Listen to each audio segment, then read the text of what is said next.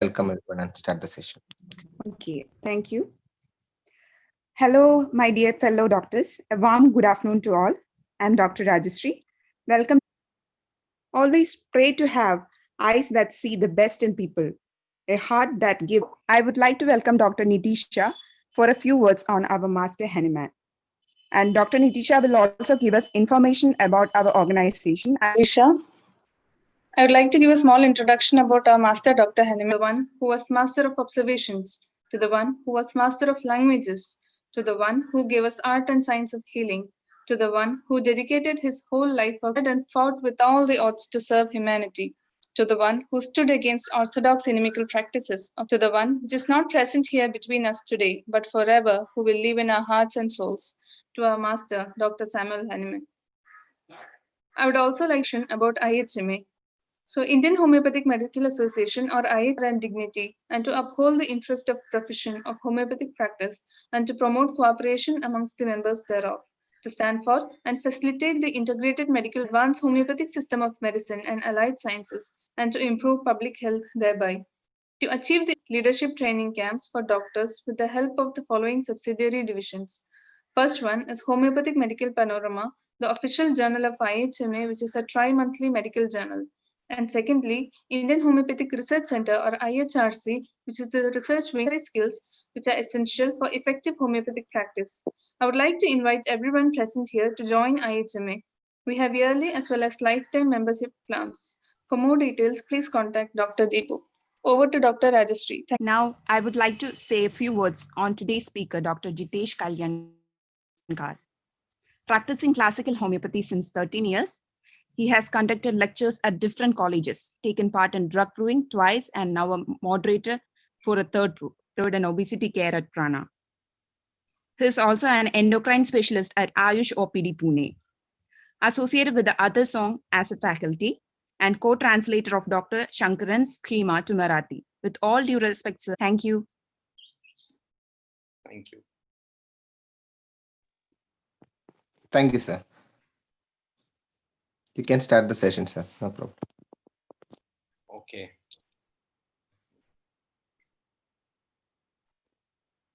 So our Sir, topic for today. sir, Yes. just before starting the session, actually, I forgot to tell few words regarding Prana. Yeah. The Prana is the world's first homeopathy yoga center, and it is formally inaugurated by great academy, doing lots of study courses and all. So this is the last session. I forgot to mention regarding that. Thank you, sir. You can go. So thank you, Dr. Deepu, Dr. Nidhi. Our topic for today, behavioral changes in sensation method.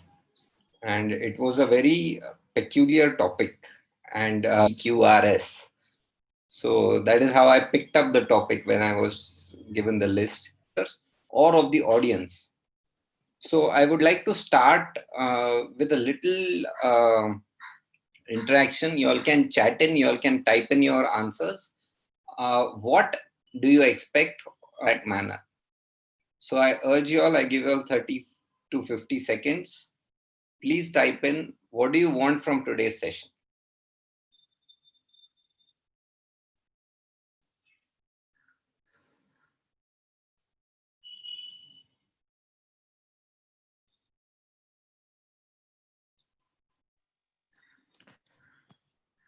Dear participants, you can write down your expectation from the session. The chat box is still on.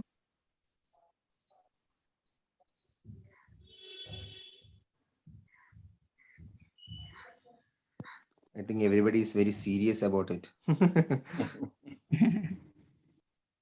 I believe is being handled through the PEM method. Many of them are seeing psychiatric cases with Gandhi sir. So I may share a case or two from the psychiatric field, which I have seen, but that won't be the mainstay of the session. During listening source language. Okay, that's interesting. About case taking. Okay. What happens after our remedies? That is what I understood from the topic. So that is what I have taken as the main flow. Okay. Each drug behavior during is a little difficult to cover in one session. Yes, sensation method, like any other method, is useful in children cases, even non-verbal cases. That will be a separate topic, and we can organize for that session. Change the person's behavior. Yes, it 100% can. Now, to understand in what way it can, we will just jump into what this topic itself meant to me when I by behavior. Okay, let's see PQRS symptoms. So what the topic meant to me was that firstly we have to realize why people are trying to see how behavior changes with sensation method only. Why not only homeopathy? So what is sensation method? I will quickly, in let's say 10 minutes or maximum 15 minutes, I will cover what this sensation method is, or how this this method is useful for this specific topic. The sensation method came into vogue, or rather into the existence itself, because Sankaran sir was not getting results with pure local symptoms, then not even with locals plus generals. Then he tried to include mental symptoms. Then he tried to include, he understood, no, it's not just one or two mental symptoms. It is actually a set of mental symptoms, which is called a state. And this state can be understood as one single rubric in most of the cases. This is what he understood until 1999, or maybe maximum 2000. And on based of that one single rubric, which he used to find in the delusion part of the mind chapter, he would get very, very good results. But still, he felt that no, there is still some lacuna because of which each delusion having many remedies needs to be understood further. And when he understood this, he tried to go deeper into each delusion with each patient, and he realized that no, plant remedies give a different experience to the delusion, animal remedies give a different experience for the same delusion, and mineral remedies express a different experience for the same delusion. This is how he came to the concept that you may have a delusion, but that will not give you the exact remedy. To get to the exact remedy, you have to find what is the experience in the patient. This is how the sensation method came into existence. Now, slowly but surely, what happened is, as anything new, engulfs our mind, engulfs our whole existence. For a good 8-10 years, most of us were trying to find sensation in every case. And if there is no sensation, there is no way to prescribe. This is what our state was. Even I have practiced in that era for at least a good 5 years. And it was a little limiting. It was a little every case would not go there right up to the vital sensation level. Now when I say this, I understand there would be a few members even right now who might not understand what is vital sensation. So I will give a brief introduction to that as well. But understand this. It is like in Sankaran sir's words himself. He says he was invited to an institute called World Institute of Sensation Homeopathy. I'll come, no problem. But the name should be not WISH, it should be WISSH. World Institute of Sensation Homeopathy. So we have to understand that what, as I said, get engulfed into only one method. With this brief introduction, I say when this sensation method came into existence, these 7 levels of experience also came into existence. Sir found that these levels were very, very helpful in case taking and also in understanding of remedies. So, like I told you, the first 3 levels, the locals, generals, and mental symptoms, emotions, were not as exact or as accurate. So he came to a delusion. And from there, he understood that the vital sensation is important.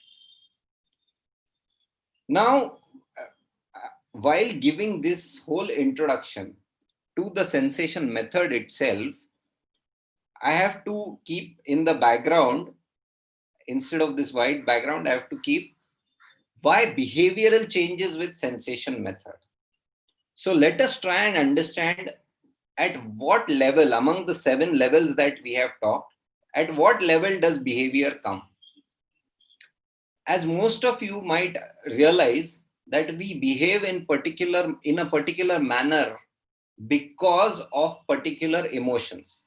This is what Kent said, that taking actions or intellectual decisions are not purely intellectual. They are immensely influenced by emotions. So if somebody has a bad emotional memory about, let us say, homeopathy, he will never in his life take an intellectual decision to take homeopathy again. So emotions really rule the behavior. This is what Kent said. But as I said, do emotions stand on their own? Do they crop up from nowhere? We have to understand it. And as we know, homeopathy is known to treat diseases from the roots. It's known to uproot the whole disease or the whole emotional state as well. That is why this topic was very interesting for me. So let's see a few cases from this perspective.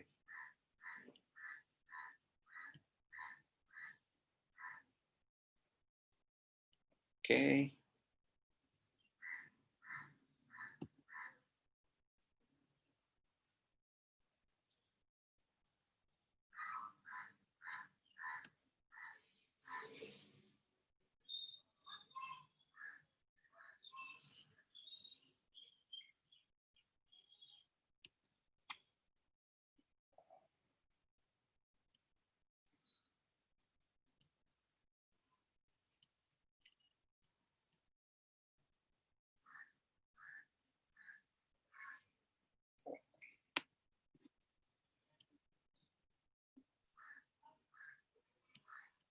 Okay. So somebody talked about case taking. How to take a case in the sensation method. That is what somebody talked about. And let me start with, just a minute. Okay, let me start with what Hahnemann said. What Hahnemann said in aphorism numbers 83 to 104. I, for my personal usage, have divided it into 4 stages, where he says initially the physician has to just keep quiet. He just has to give the space to the patient. If he interrupts, the train of thought will be broken. That is aphorism 84. Then he says each symptom has to be written on a separate line so that he can add whatever is required. And the next thing he says is, in the next stage, you have to start asking about the symptoms. But in this stage, you cannot ask direct and leading questions. And from there on, he says, in the next stage, that is stage 3, you can ask more precise questions. But in this case, in stage 3, they can even be giving options to the patient. Is it like this or like that? And in the 4th stage, you can ask confirmatory questions. So this is how I remember his style of case taking. And what interested me in the sensation method was, of course, that we can use different remedies, sometimes even remedies that we don't know the materia medica of. But more importantly, these stages or these instructions from Hahnemann are followed word by word, verbatim. This is what interests me in the sensation method the most. So we will start with a case. This case is of a homeopath. She was maybe 4 years senior to me. In college, we knew each other, and then she got to know I practice sensation method. So she said, "You better treat me." And I said, I was too young. I was too amateur in practice. So I said, a homeopath to handle is the most difficult one to handle. So I told her, "You please go to my teacher." And she said, "No, nothing doing. You have to treat me because you are my friend." So this is how I started the case. And I told her, "Okay, tell me all your complaints." She said, "Oh, you want to know the physical complaints?" I said, No. You tell me everything. I have to listen to everything." And she started with psychological problems. She has psychological problems. She cannot tolerate anger. And she feels, after the anger, she feels very, very guilty. She has suicidal tendencies. She had attempted suicide 5 times before she talked to me. And she said she was from a rich family. And also that it isn't that her husband troubles her. So all this is almost 10 minutes in the case. I'm just giving you a gist.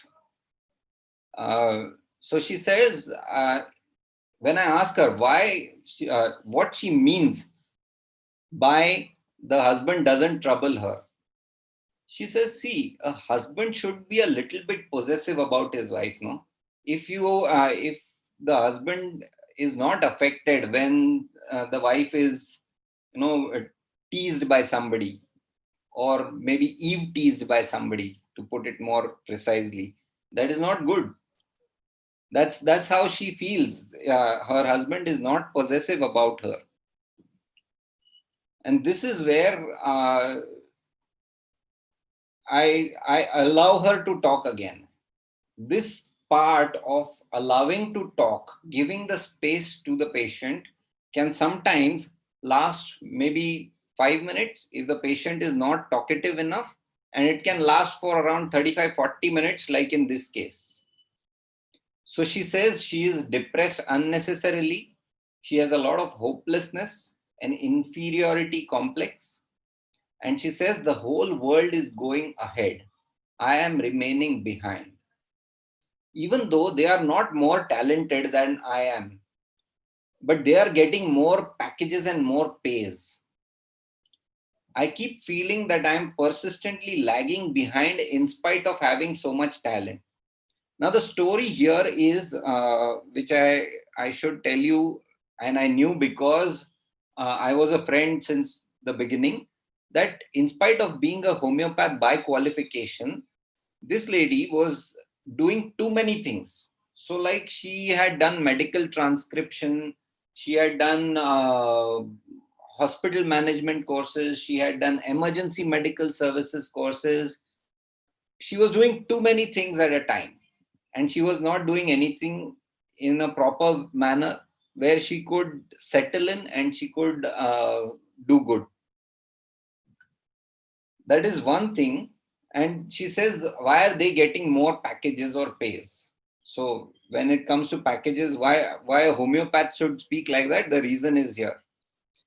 And she says, I keep feeling that I am persistently lagging behind in spite of having so much talent, which I can vouch for. She does have a lot of talent. She says, my problems are also obesity. My blood pressures are very much fluctuating. And this fluctuance of high and low is seen in everything. It is seen about my temperature. It is seen about my food intake. It is seen in the moods, in everything. She says, as such, I do not fall ill too much. Many a times I feel that I fake suicide. Now, suddenly, this thing of fake suicide has come in. Up to now, she was talking totally facts, mental symptoms and physical symptoms. Here, something comes up which is different. This we have to keep in mind. Then she says, everybody is plotting and planning against me. Again, this could be a level higher. This could be a delusion. But her feeling that everybody is getting better packages could be reflected in this manner. And she says, I cannot maintain relationships easily. My relationships break very easily. And the person whom I trust the most, that fellow has to finally break my trust very badly. I myself have started feeling that am I faking all this? This is a repetition. Am I faking all this? I am a thing to be used. After the use is over, just throw it away. These are the feelings she has about herself. Supporting as such, only my husband is there, and I feel that I am cheating the same person right since the beginning. And here she suddenly says, I really don't know whether I really was a rape victim, or I faked it, or I feigned it. So the repetitive word here is faked. And I feel that he is purposely neglecting me.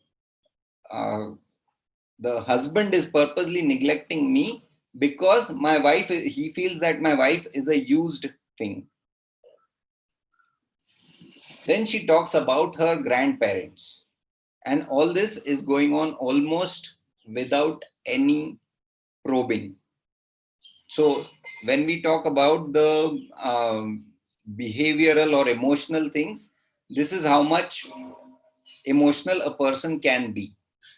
I stayed with my grandparents in my childhood, therefore I was always pampered a lot. And now I am afraid that they have grown old. Now if granny doesn't remain, then what will happen? Sometimes I cry as if my grandmother has passed away without reason. And she says, maybe touch wood, nothing will happen. But at 75, nobody knows what will happen. She's almost hoping. I fear this the most. I fear this thing, the grandmother's death, or that my husband will leave me. This is the biggest fear, that he might have an accident. If he is late by the slightest amount of time, here my anxiety levels grow very much. So in the without probing kind of phase, what has come up mainly is the faking, the relationships, the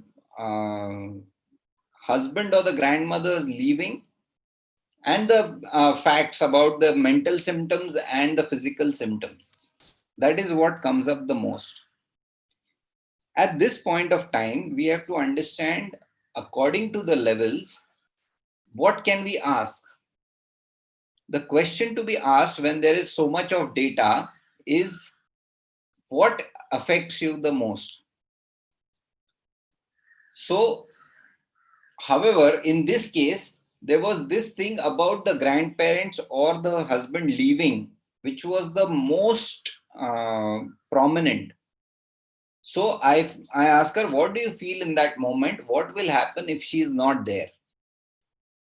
And then she says, then whom should I go to? Between two persons, there's a kind of bonding that develops. I have no other person with whom I have such a close bonding. This is the hand gesture she does. Still, I feel that my relationship with my husband is lacking somewhere. So already words which are, according to the sensation method, are the non-human specific words have started coming in.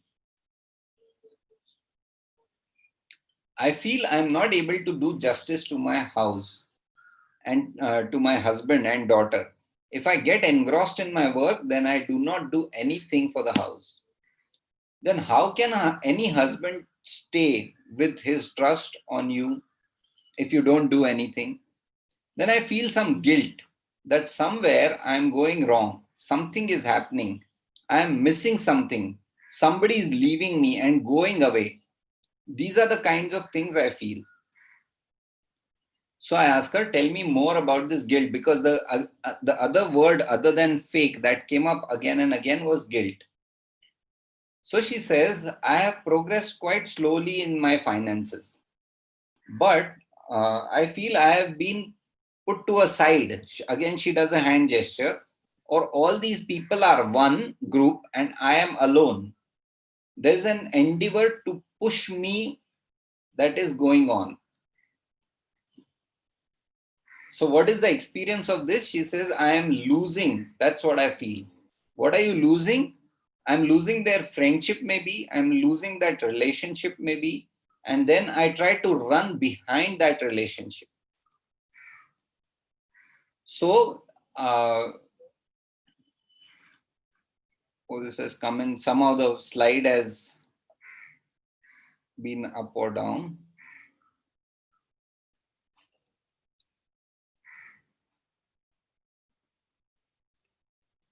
Okay, so we'll just shift a little. So I ask her, okay, your husband doesn't command, he doesn't behave in a possessive manner. She says he has no trust left in me.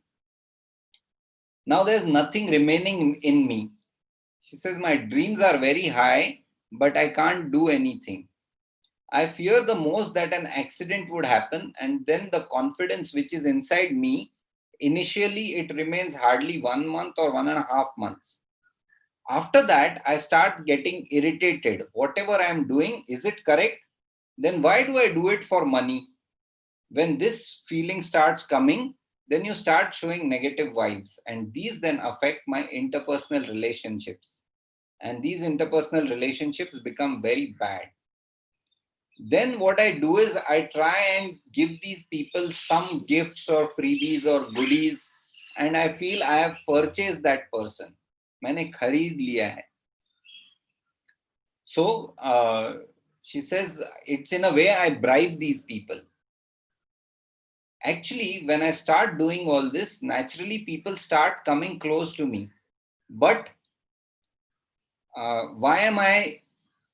But I feel I'm faking this. Again, the word fake comes in. So I do everything, but still I feel I am doing a favor on them. This courtesy will probably save my relationship. So by this time, I realized that relationship, faking, guilt, these are the things which are important in this case. So I ask her, she says, the relationship is going away. So I ask her, tell me about this relationship going away. And she says that it is as if there is a bubble inside which I am there, and these relationships form the bubble. And one relationship goes away, there's a hole in this bubble. And then the other relationship goes away, there's another hole in this bubble. So I ask her, okay, talk about this bubble. She says, I feel that I am very fragile. Anybody can make me or break me. I'm very emotional. I mix up very fast with someone, and very fast I can't come out, she says. So she says, in that moment when somebody is leaving me, I feel you better give me a tight slap, but you please don't leave me. Please tell me my mistake, but please don't leave me. And it doesn't happen because the faults that I've made are so huge that nobody just forgives me.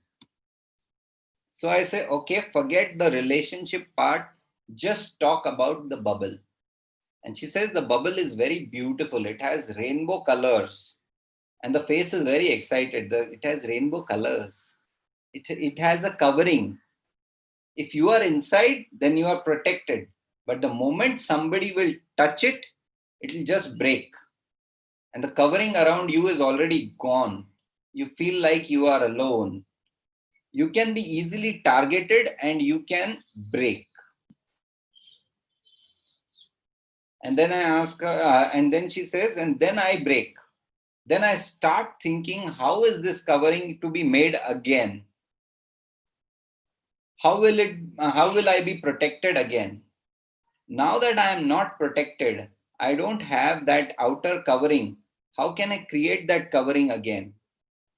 I think of it that that should I create some new relationships?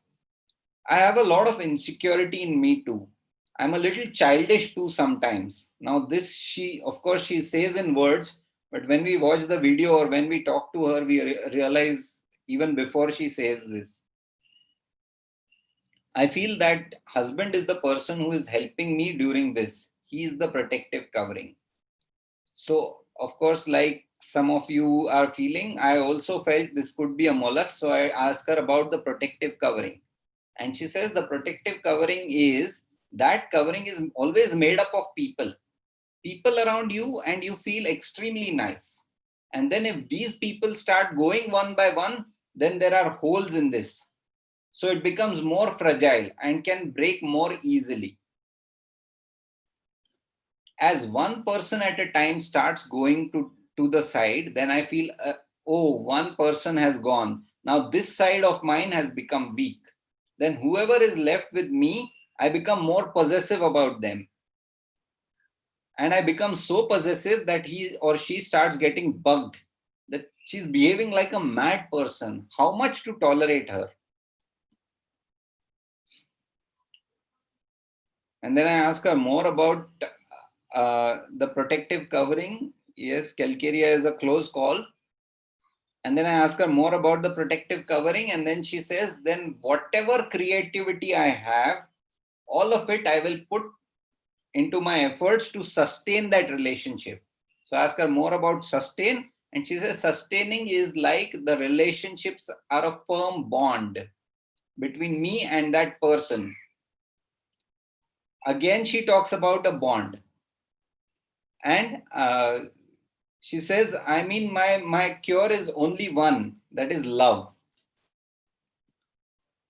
So what is love? Love means unconditional love. A firm bond is like, even if I commit n number of mistakes, people should understand. Immediately they should not scold me, or they should not threaten me, or they should not leave me. Sustain is to stay. Sustain is to endure. Whatever thing you have, to which you, it is like a diamond. And she does this. And you are protecting that diamond. You don't let anybody, you can show it maybe, but you cannot let it go. But here it so happens that if it goes, then it goes completely. It will never come back. It is like now the diamond has got a cut. There is a cut in it, and it is not as beautiful as it was earlier. So what will be the experience if the most secure relationship leaves? She says it will be hopeless, lonely. I will kill myself. Plus I will kill my daughter also. I will not let anybody live, because there is nothing then. There is no world for me beyond him, meaning the husband. I don't see anything beyond it. The world without him for me is not possible at all. Now, a few of you still feel it could be mollusk. For me, by this time, it was fairly clear that this is not animal. It is not, she's not talking about they do it to me, so I do it to them. She's talking, they do it to me, and then I feel I am left alone. I feel I am left weak. I feel I am, I cannot live.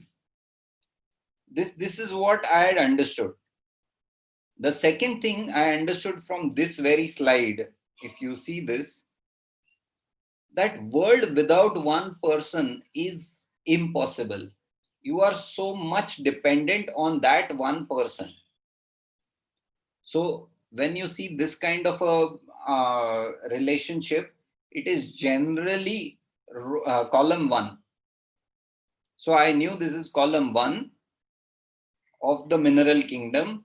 And the second thing I still have to understand is the faking, guilting, guilt feeling, trust being broken by me of my husband, and by somebody else of me. I mean, my trust being broken by somebody else. Nitrum is a good suggestion, but she had received maybe a kilo of Nitrum. In one homeopathic dose, there is no Nitrum at all, but she had received so much of it. Okay. So then I go into a little more depth. And I ask her, okay, what dreams do you get? This is the uncompensated areas that Sankaran sir talks about. And she tells a dream that I'm traversing through a tunnel. There's a lot of water over there. A race has started through deep, deep water, and we have to dive down.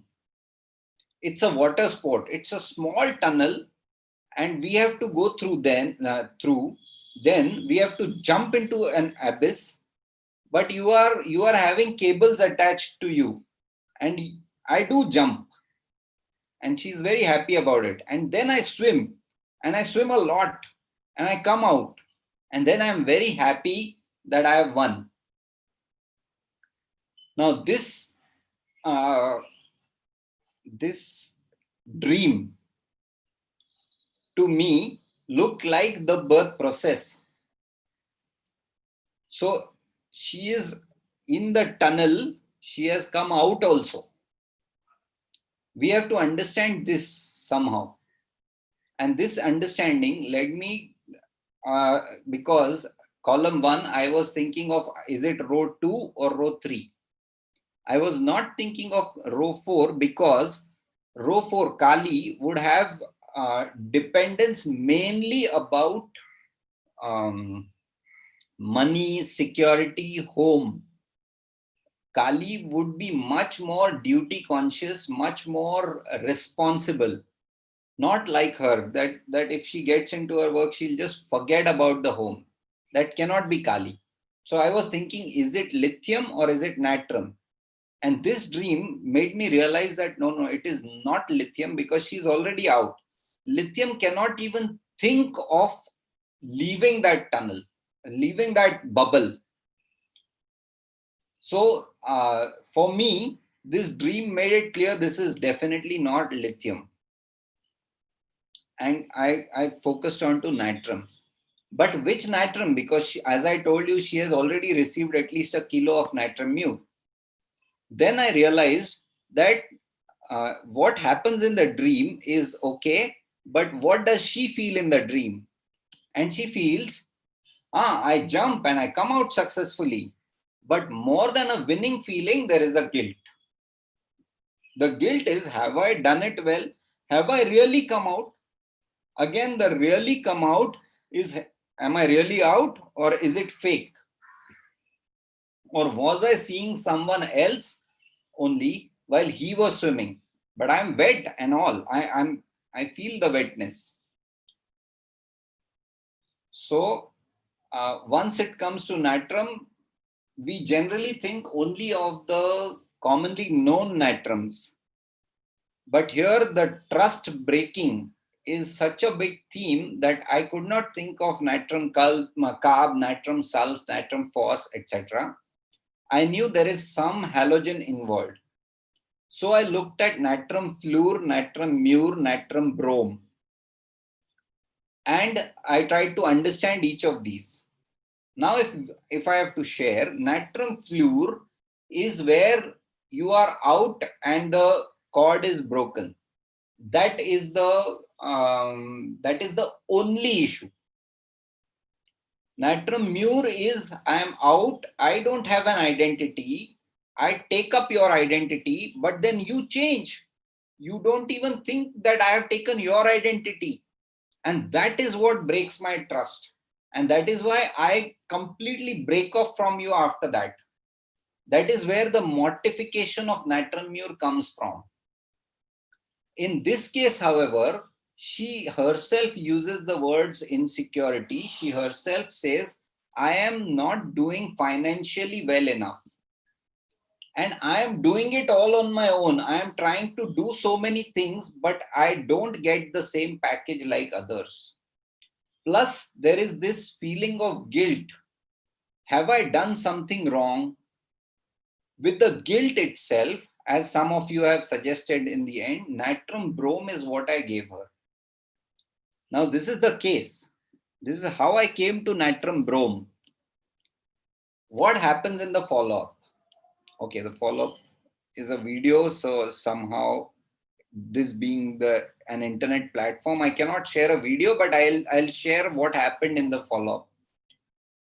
So the obesity per se didn't reduce as much, but her other problems, which started right from convulsions up to the depression and also the highs and lows. You remember she talked about highs and lows. They reduced considerably. Very well. She was doing very well. And as this is a behavioral change session, what interesting thing happened was, after this, by the way, she had also done a course on backflowers. So there are too many things that she had done. After the medication, in around 6 months or maybe a year's time, she started her practice again. Her practice before she got into all this troubles was good. She has a good tongue. She has a good acumen for remedy finding. She was doing good in a particular place. After that, she got into this. She couldn't practice. She just got into too many things. And then after the medication, she started practice again. Now, this confidence to start the practice again and to build it was, I believe, a tribute to homeopathy. This homeopathic remedy, natrum brome, is what got her into practice again. So I like to share this change as the first example. In addition, the extreme dependence on the husband reduced quite a bit. She started taking care of her daughter better. She took treatment for around a couple of years. In the meanwhile, she had gallstones or so. Yes, she had gallstones, and but the behavioral changes and coming from a brain pathology, which was convulsions, etc., to a gallstones kind of pathology, was a good achievement for me. After that, somehow she didn't continue treatment, but whenever required, she just takes a dose of Nitrum brome. She's doing fairly well even today. That's the first case I would like to share, and I would like to take a few questions, if any, but make sure it is a few because I have other cases to share.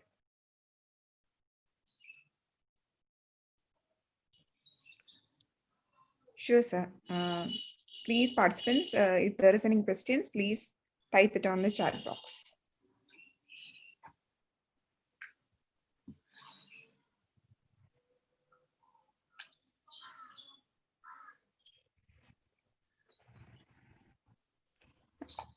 So somebody has asked which potency you give for that. Potency is a different, how do I put it, topic altogether. I gave her 1M in the beginning. She required 10M later on. Repertorization chart, I don't have. Will you repeat differentiation between nitrums? Natrum fluor, the only concern is that I am separate. I don't have an identity, and that I have been cut off from my parent. I have been separated. In addition, the themes of fluor, which are those of buoyancy and taking no responsibilities, then all those things come up quite a bit in fluoratums. In between mur and brome, Natrum mur feels I didn't have an identity, so I took up your identity. I behaved as equally possible to you as possible, not similarly. Exact behave करने की कोशिश की, and then suddenly one day you change your opinions, and that is the thing where I feel disappointed, and that is when the clashes between Nitrum and the opposite person starts, and where the relationship gets cut off. Bromium, on the other hand, has this feeling I don't have my identity, but I'm striving for, I'm fighting for it alone to get that identity, and somehow I'm not getting it. Each time there is some hurdle that comes up, and therefore I'm not getting it. So like Kali Brome, who has the feeling I have not done my duty and therefore I am an object of God's vengeance, Natrum Brome feels probably I have done something wrong, which is another feeling which she expresses. There is something going wrong, something I'm missing, something I'm making a mistake. That guilt is what comes up in bromium. She was taking in the beginning, it was 1M, then it was 10M. Whenever she might get a convulsion attack, she used to take a dose. Not in increasing potency, which means 200, 1M, 10M, not that kind. Single dose, 10M. Okay, so we go to case number 2.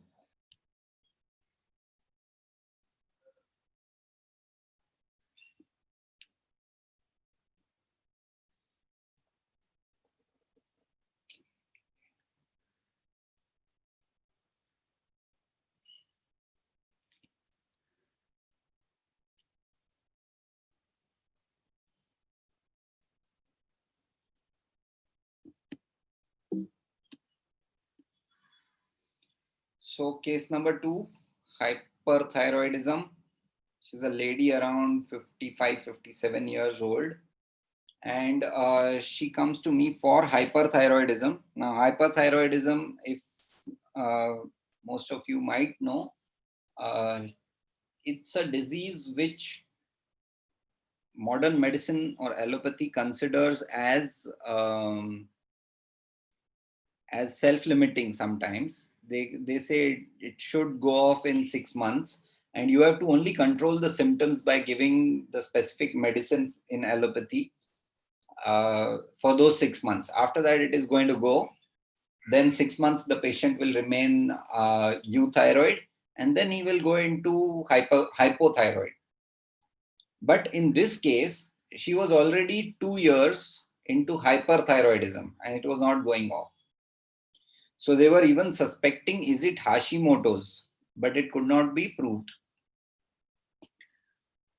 So we get into the case directly. She says she has all those symptoms of hair fall, trembling, weight loss, weakness, all of that. But she says the weakness is especially after loose motions. Now, loose motions in itself is not a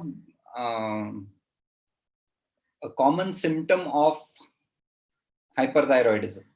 We have hyperdefecation as a common symptom. So it means voluminous stools is a common symptom of hyperthyroidism. But the stool being loose is not a common symptom. And with the loose stools, she used to get this weakness in the body. And on asking how the weakness is, now this is a totally different type of case. That case was talking for 35-40 minutes. She stopped talking in around 6 minutes. So I am sharing with you what I got on asking, okay, directly. So weakness as if the body is cold and loose.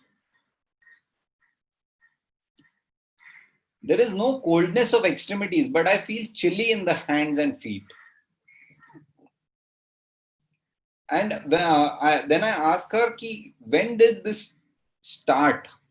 And she gives me the time. It was around 2 years back. Where, how did it start? Before that, was there any stress in your life? And she says that her daughter had a LSCS, and that was unexpected. They were all waiting for a normal delivery, and the doctors gave very little time to think. I've already highlighted a few words so that you start thinking what is the remedy, and we don't take too much time on the remedy part of it. Okay. So the doctors didn't give too much time to think. That was the first thing where she, after a month or so, she started feeling all these symptoms. And in a couple of months, she got tested and she was diagnosed hyperthyroid. Then she says, before that also, I asked her about the biggest stress in her life. And she says around 3 years back, her mother passed away. And her mother passing away was, of course, a point of shock. But what happened later was even further disappointing. And she says that her brothers felt that she went to her maiden home and she waited and waited there until her mother passed away. And when she heard this from her brother's mouth, she was totally taken aback. She said but she doesn't express it that way. She says they had a misunderstanding, but I didn't take it to heart. And she looks down and she is almost about to weep. This is not expected from brothers, that they would take this kind of a misunderstanding about you. You have grown up together, you know each other in and out, and still you feel I am doing like this. I didn't expect that they can think about me like this. Then she tells me, even today, they just see my photographs on WhatsApp or whatever, but they never ask about my health, nor do they call from their own side. So since there were two things which came up unexpected, one was the daughter's LSCS and the second was this brother's thing. So I asked her, how does it feel if things happen which are unexpected? And she says, everyone would feel bad, isn't it? So feeling bad means it feels very hurting. Now this itself gives us a hint as to where she is. Describe the hurt, and she feels, I didn't feel angry, but I felt a lot of sadness, disappointment. How can my brothers think about me like this? It was not expected. My brothers who know me since my childhood have taken this meaning of what I did. So I asked her, did you weep at that time? And she says, very rarely, that too only when I'm alone. Why to trouble them? She points outside the cabin, showing her husband and daughter who are sitting outside.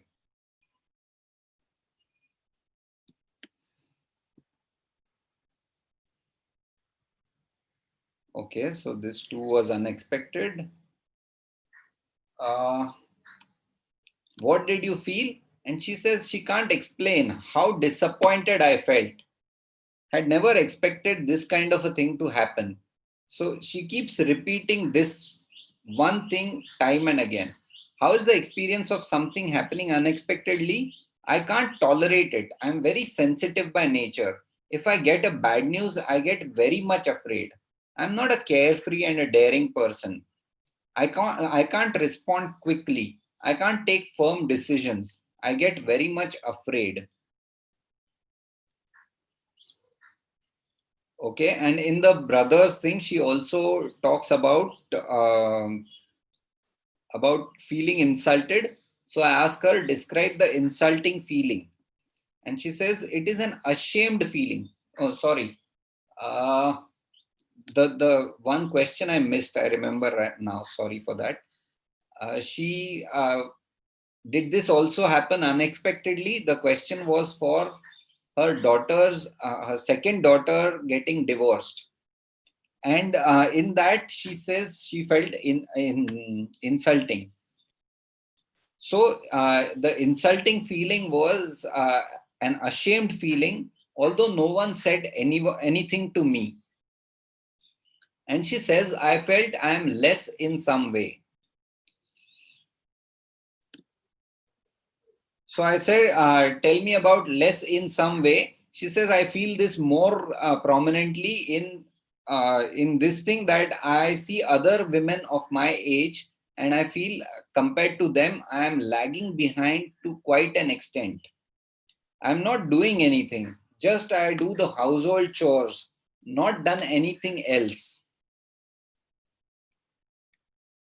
So let's just pause for a moment and see this lagging behind feeling was there in the earlier case as well, and it is there in this case as well. But now let us see how different is it. So describe lagging behind, and she says, other women do so many things other than housework. I always felt I couldn't do anything. I still want to do things for the home. My daughter is a fashion designer, so I go and I help her. I don't sleep in the afternoon. That is wastage of time.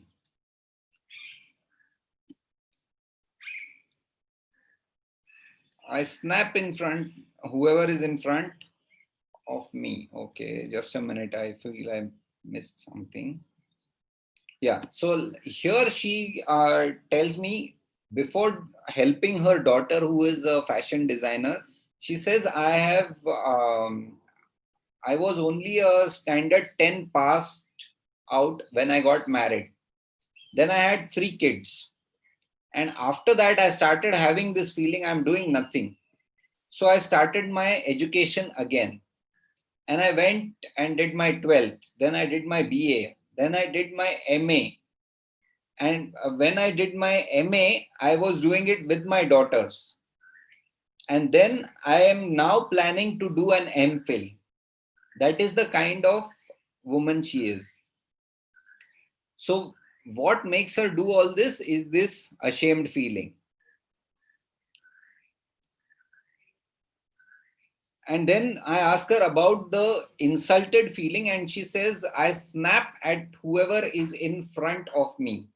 Like, even if I had to come here today and my husband told me a time and I was getting ready and it was 2 minutes past that time. And my husband started shouting, can't you be ready in time? And then I snapped at him. If you want me to get ready in time, you have to allow me to do things beforehand. You keep me busy with what I have to do for you, and then you keep ordering things. You want some more tea, you want some more things, and then I get late and then you snap at me. That's not done. So I snap at him and I said, describe snap. What is the word meaning? But she cannot express the snapping. Then I ask her about any other stress than the one where her brothers accused her. And she says that her father had fallen from a slab, and it happened on the 8th day of my brother's marriage. And he passed away on the same day. It happened very suddenly. It was a shock. No one allowed us to move. It was so unexpected. So this theme of unexpected is coming back again and again. And if you remember, on asking about unexpected and the experience of unexpected events happening, what she says is it is very sad, it is very disappointing. And then she talks about a snap. A snap, if you realize, is actually a break. It is like you have a defense where you don't let your anger come out, and then there is a snap in it. A snap is also a cut. So that kind of a sensation where unexpected things don't let you move, it's a shock, and they make you sad and disappointed, is in which family?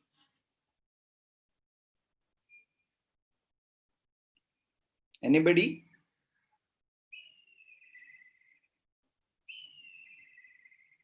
Umbelliferae is a good suggestion. Loganiaceae, yes. So there are around 5 families who have this shock. Each family has a different kind of shock. Since many of you have already come to Loganiaceae, I am telling you this is Loganiaceae. Now what happened is I was thinking which remedy to give and what to make out of this. I thought of Ignatia like some of you, and that was especially because the way she has reacted to the insulted feeling and the way she has taken charge of things. But in that moment, she somehow said, doctor, you please take care of my loose motions. And the loose motions, I realized that I have not asked the details. So I asked her, when are the loose motions more? And she says that they are more especially when I have to go out. And I ask her, go out meaning? She says, no, it is all the time playing on my mind that I have to go out now in this place or in that place. And what if I don't find a toilet over there? And this kind of anticipation is there in gelsemium. So I gave her gelsemium, and what happened was, okay,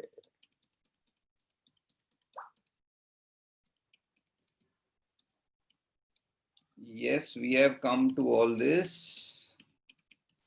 Just a minute. Ignatia or gelsemium, I gave her gelsemium on the basis of this. And on the basis of diarrhea from anticipation. Now, what happened with this is, of course, her hyperthyroid went down. It took around 8 to 9 months for her to get euthyroid, after which we followed her up for almost 2 years, and she didn't get hypothyroid like is expected by modern medicine. Also, her behavior, now obviously the symptom has gone down, so her anticipation is not there regarding that area. But in other areas, wherever she had this anticipation, also has gone down. More importantly, what has happened is she has made up with her brothers. So this shock or this unexpected thing, for 3 years, she had been waiting that they will call me, they will inquire about my health, they will, make the relationship up. That has changed. The second thing that happened is this thing about her daughter's divorce, which was unexpected for her. She felt ashamed about it. She didn't want to talk about it to anybody. Somehow changed with the remedy, and she started talking to people for her daughter's second marriage. And she got the daughter married second time.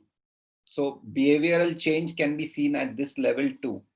Now, this can happen only when her sensitivity to this shock can be addressed. If the shock of this daughter getting divorced is never out of her heart, never out of her delusion, which is fixed, then she cannot think ahead. She cannot think what after that. So that kind of behavioral changes can happen with homeopathy. Someone has requested for the 5 families. I will just go in 2 minutes to it, just touch upon it. The 5 families are Compositae, Papaveracea, Loganiaceae, Umbelliferae. There's one more family, Ranunculacea, which also has shock, but it has too many emotions which get somatized very easily, so it is very easily distinguishable. So we'll focus on these 5 families. First, we take Compositae.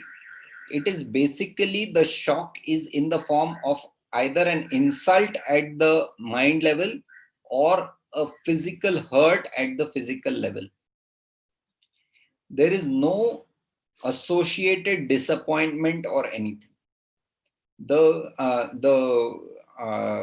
reaction in Compositae is that you better don't come close to me, keeping people away, because touch aggravates. So if somebody touches on your sensitive point where you were insulted, you get aggravated. That is the kind of situation Compositae comes into. If we go to Loganiaceae, we have seen Loganiaceae where the shock is extremely disappointing and you are shattered because of the shock. You cannot move, you get paralyzed, you feel numb, but you are still conscious. That is Loganiaceae. So if you see the symptom, convulsions with consciousness, Naxomica ignatia are highest. So you can remember it this way. If you see Papaveracea, the shock of Papaveracea is absolute violent shock where, people are being mutilated, there's a bomb explosion, that kind of a situation. That is the shock of Papaveracea opium family. And because of that, you are totally stupefied, anesthetized. You don't understand what is going on around you. You feel, are you really alive or are you dead? That is the kind of shock of opium or Papaveracea family. If you look at Solanaceae, you can remember it easily from Belladonna hyoscyamus stramonium. It is a shock of being terrified with fear. That kind of shock. A lion is standing right in front of you and you cannot move. You are afraid for your life. That is the kind of shock of solanacy. That is why there is so much fear of dark, etc. in stramonium, belladonna, etc. And the reaction is either getting totally stuck, fight or flight. So if you are stuck, paralyzed, or you fight, or then you run away. So that is the kind of adrenaline kind of reaction. Atropa belladonna is atropine. Atropine induces this kind of a reaction in you.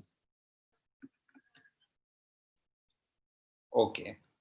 Then we go to umbelliferae. Now, umbelliferae, there is only one thing which is the most prominent in the shock, and that there it is that the shock is totally unexpected. So, my favorite example is an accident which is always unexpected. But see, an accident while you're traveling and somebody comes right in your way from this side, and you can see it. So at least 2 seconds before you know is a different kind of shock. And you are in a stationary vehicle, your vehicle is standing, and somebody comes from behind and he just rams into your vehicle. You are inside the vehicle. That is the kind of shock of umbelliferae. It is that unexpected. Before you know anything, it is gone. And here, it can be like, you can remember Loganiacy in the form of convulsions with consciousness. Umbelliferae you can remember for convulsions without aura. If you see Conayam, Cicuta, all these remedies have convulsions without aura, meaning thereby he will never know when the convulsion is going to come. That is the difference between each of the families. For a further detailed study, you will have to study yourself, because this is not a lecture on those 5 families. Okay, so any questions about this case?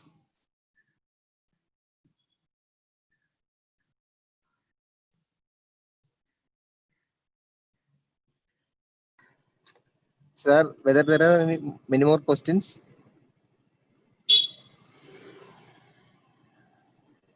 Hello, sir. Magnolinae family shock is more than a shock. It is, the usual situation feels so very confusing and so overwhelming that you are totally confused how to behave or how to be in the situation. Okay. Yes. Okay. Somebody was saying something to me. Sir, it is an awesome presentation. Whether we are looking for any questions, sir? Actually, you are answering. Yes. I have already asked. Are there any more questions? I think there is no more, sir. Okay, then. If you want, I can share a small case more, because we are around 10 minutes Definitely. before. Yeah, definitely. It's quite interesting. Yeah. It is interesting. You can share, sir. Okay. So the session being on behavioral changes, I would like to share a case of Alzheimer's. This is a case of around 72 or 75-year-old man. And when he came, he was in a total Maharashtrian traditional kind of a wear, where he was wearing a Nehru shirt and a dhoti and a white cap, which typical Maharashtrians would wear. We call it the Gandhi topi. And he was not even literate. So when he started talking, I asked him about his complaints, and he was not aware of his Alzheimer's situation. So he started talking about pains and injuries which he had around 20 years ago. And the story is that he was working in the Indian Railways, and he was a technician or a mechanic type of a person. So everybody of us has traveled in railways, and we know the kind of huge machinery that each coach has under the coach. and that he used to repair. So I could see that he was very short in stature, maybe 4'9" or 4'11", but he was very hefty, very well built. Even at 75, I can't imagine taking him on. So he says, he talks about those pains, and then he says, actually, I am more worried about being removed from service. And I look at the son, because I know this is Alzheimer's. He can start talking anything in between. So I look at the son, and the son says, yes, he has this very big anticipation of remove from service, and that has been there for all his life. And on asking about this, he says, I am the one who is responsible for the taking care of the engine as well as the coaches. If I don't do well, then the train can get derailed. That's what is his main concern. Then he suddenly talks about, doctor, when I was working in the railways, all engineers got their jobs done from me. And he does that, all engineers. And I again look at the son, and then he tells me that, yes, he was working at Pune railway station, just beside which is the College of Engineering. And all these engineering students would come to him to get their demo models of their projects done. And he says no one else could do it. I was the only one who could do it for them.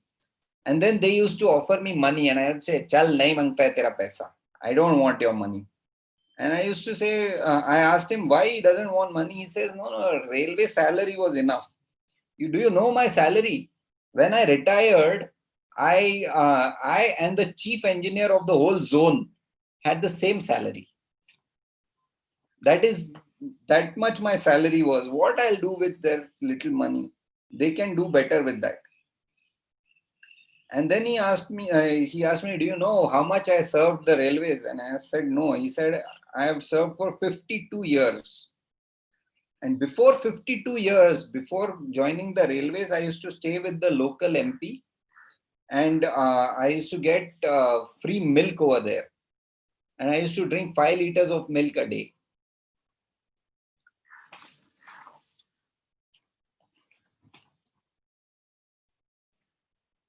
So this is the glimpse of how he used to talk and what he used to talk. And then I asked him a little bit more, and then I sent him out, and I asked the son and the daughter to talk. And the first thing I ask is, am I only feeling this, or do you realize that he talks very fast? And they say, yes, he talks very fast. He does things very fast. And then I say, okay, now go ahead, tell me what are your observations. And he says that he is very much worried that his daughter-in-law will give all things away from his house to her maiden house. And this is the biggest worry that he has right now. But this is just one form of the worry. All his life, he has been worried about this same thing. He never took us for a trip. And why he never took us for a trip was because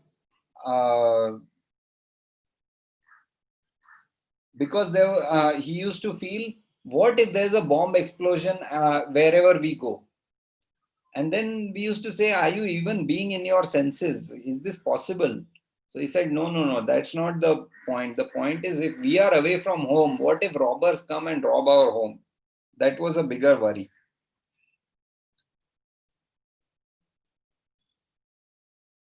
So then there are other things that they talk about, that he went into a loss and things.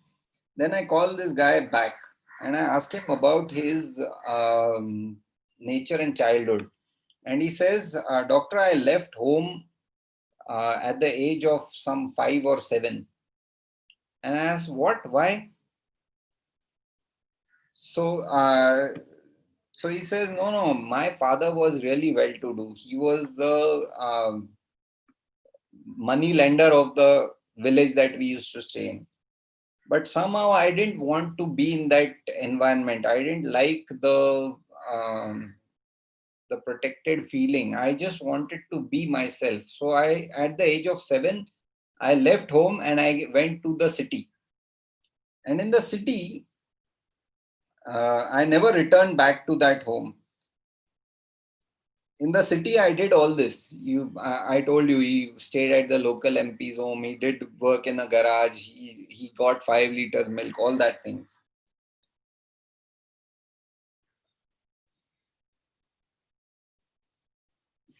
And then I asked him more about his childhood, and he suddenly starts a story. There was a war against Pakistan when I was in KG, in lower KG, and I didn't want to study.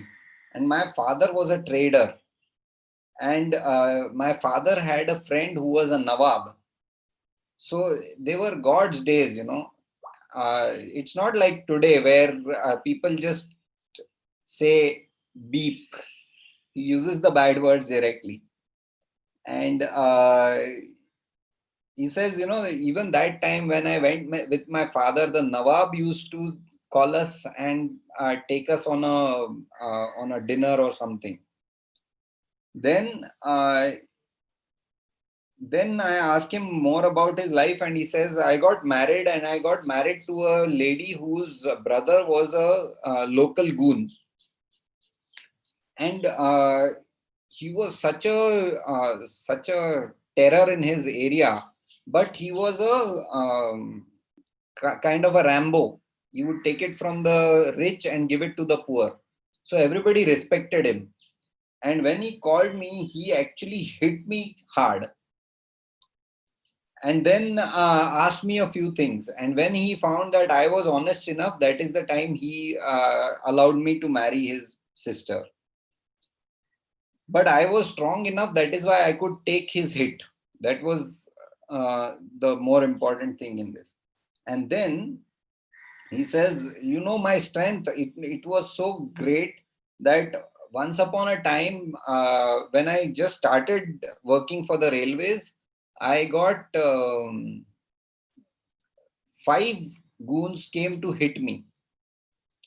And these 5 goons started hitting me, but I could retaliate, and I hit all 5 of them. I just picked one up and threw him almost 8 to 10 feet away. You should now realize, or you should imagine, how much strength I had at that time.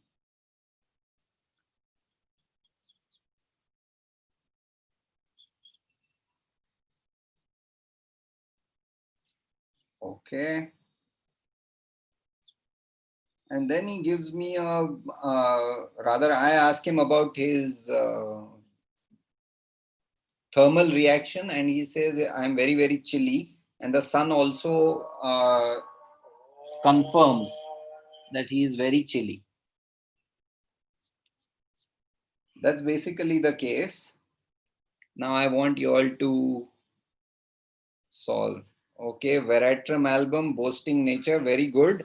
But Veratrum album boasts out of a feeling that if I don't boast, or if I don't squander, if I don't give away things to people, people will leave me. So Veratrum album would have been a better suggestion for case number 1, but it was not. Animal kingdom, please justify. Calcarea fluor, fear of financial loss. Okay.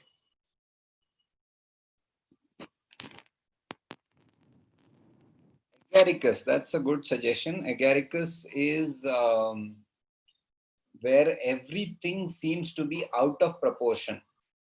But along with that, the numbing of senses is a big theme in Agaricus muscarius. Composite is a good suggestion. He has got hit many a times. I did think of composite for a while in the beginning, because that kind of railway spine, those kind of injuries, I've seen cases of Bellis spur or so for composite. This was not. Arsenicum album. Okay, I've shared the case in very short, so I will just explain on my own. Okay, Hyoscyamus is close. Okay. Anyways, so what I did not share, as I'm sorry I forgot, is that he is very, very violent with his family, especially with his wife. He's very violent, and he just pushes her and she gets hurt very bad because he's that strong. Uh, he's very violent even with his grandchildren, and he doesn't like them being around and making noise, so he'll just hit them, and then if he hits, it is very uh, bad hit that a child cannot take. That's the kind of situation that he is in, and that's the way he behaves. So the way I analyzed the case was, this boasting which somebody did catch is a lot of boasting, and in everything there's a lot of boasting, and this boasting uh, is either veratrum or sulfur. Sulfur boasts a lot, and he feels he's too great. Either he feels that way or he feels that he's nothing at all. So that's the way I saw it. Oh, this looks like sulfur, but what is his feeling, or what is his experience?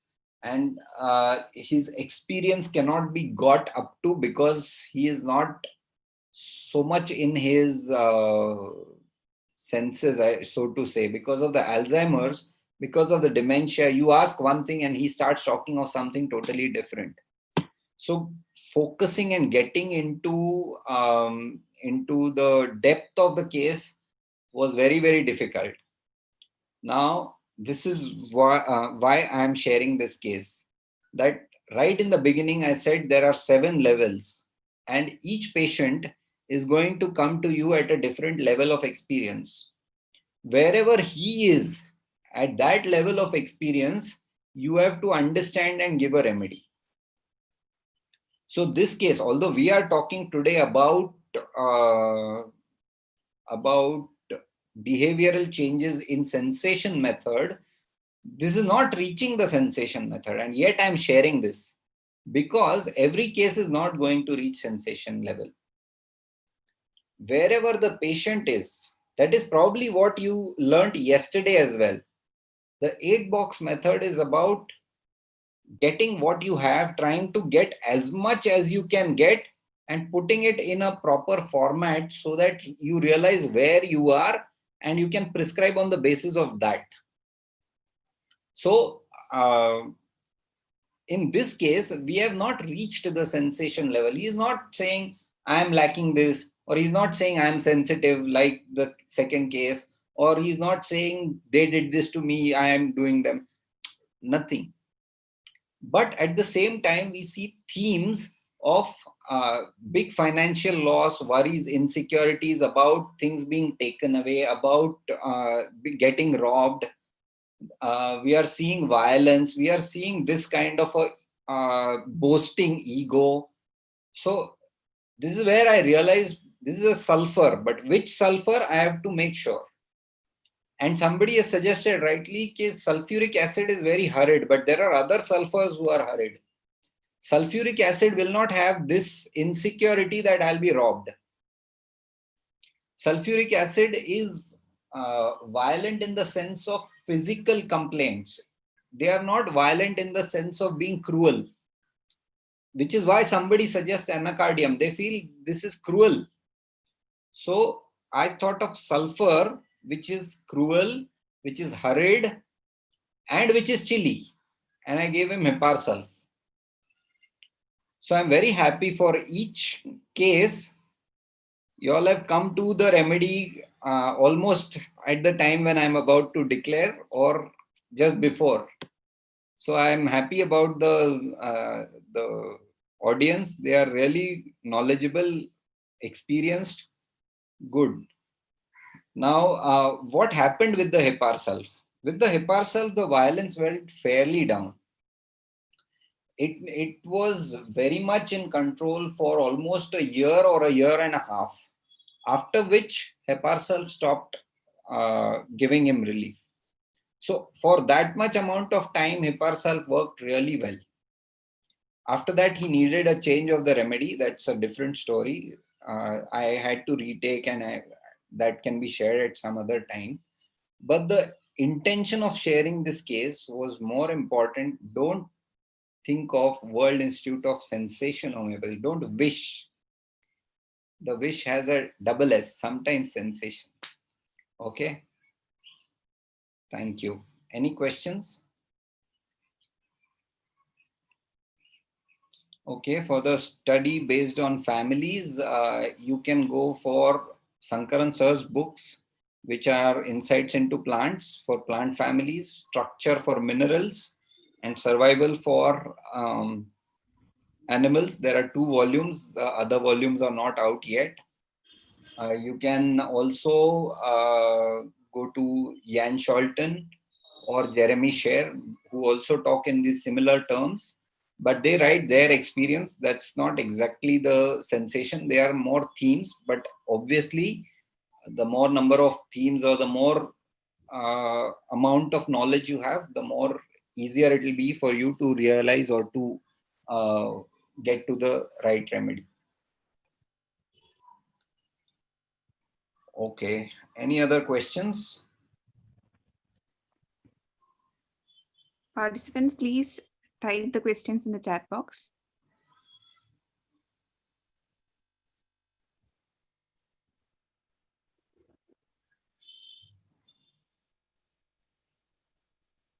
No more questions, sir. Yes. Has understood well.